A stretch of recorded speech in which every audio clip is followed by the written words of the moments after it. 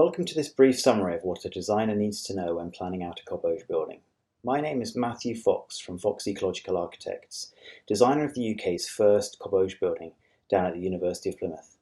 This happened to be my first earth building project, which started with a steep learning curve. However, now this building's been completed, I can share some of the lessons learnt.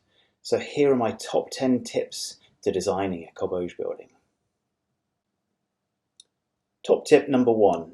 CobBauge is unlike most other building materials that you'll be used to. So take some time to familiarise yourself with the CobBauge material and construction methodology. There's really no reason to limit your creativity when designing with CobBauge.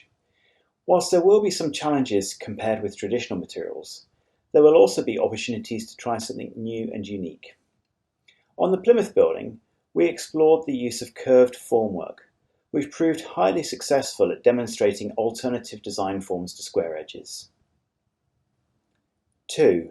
Build a team that are open to earth building techniques. On the Plymouth prototype, we worked closely with the client and design team consultants to explain what the CobBauge material was and how this material would impact on design decisions. Number 3. Be sure to source your earth and material before tendering for a contractor.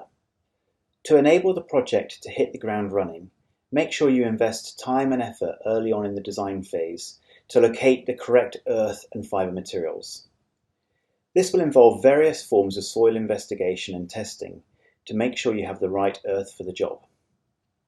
Time spent early on to find the right soil and to optimise the best mixtures for both the structural and thermal mixes will make site mixing much quicker. In addition, it's important to calculate the volume of soil required to make sure your contractor has sufficient material. Tip number 4. Pay attention to the details. As with traditional CobBauge requires a good hat and a solid pair of boots. The hat is the eaves and provides good protection from the rain. The boots are the plinth, which need to be around 400 mm high from the external ground level to prevent splashback and rising damp. Other details, such as window openings and service penetrations, should also be considered as part of the technical design stage. For guidance on detailing a CobBauge building, please refer to the standard details which illustrate key junctions and fixings for a CobBauge building. Top tip number 5. Plan out your build program early on.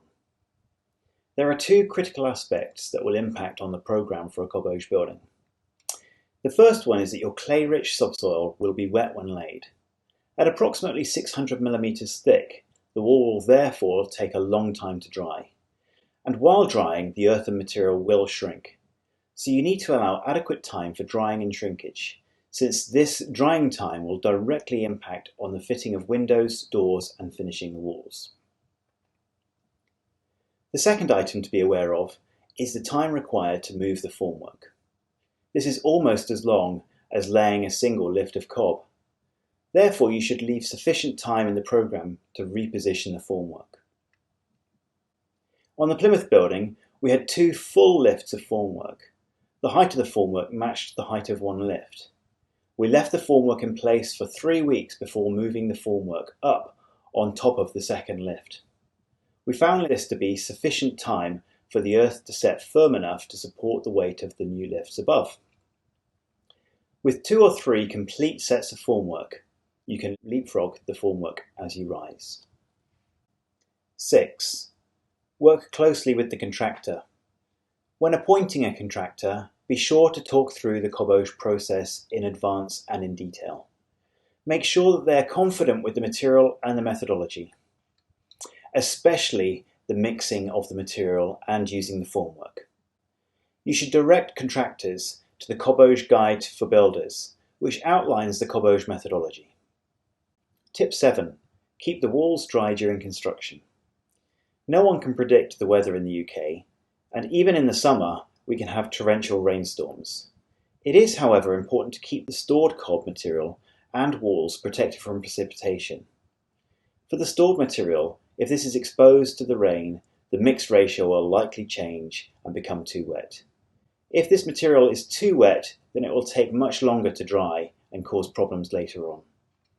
For the walls, rain on the wall face is not a problem, Ponding on the tops of the unfinished walls, however, can pose problems with water soaking into the material. To overcome these issues, it's important to take protective measures to minimize the risks from overwetting. Number 8. Test the materials at regular intervals.